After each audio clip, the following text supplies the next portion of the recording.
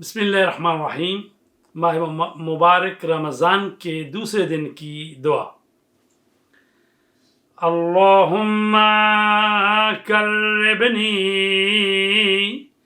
فیہ الی مرضاتک وجنبنی فیہ من سخطک ونقماتک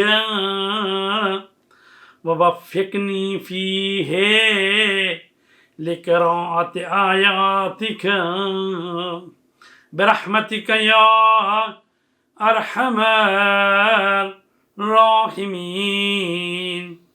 اے اللہ، آج کے دن مجھے اپنی ناراضی اور اپنی سزاؤں سے بچائے رکھ، اور آج کے دن مجھے اپنی آیات پڑھنے کی توفیق دے اپنی رحمت سے، اے سب سے زیادہ رحم کرنے والے پروردگار۔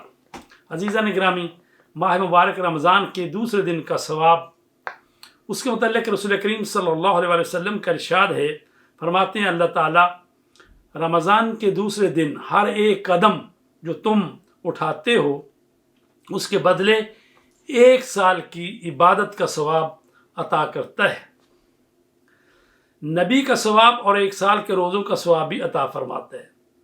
یعنی ایک نبی جو عمل انجام دیتا ہے اس کا ثواب عطا فرماتا ہے۔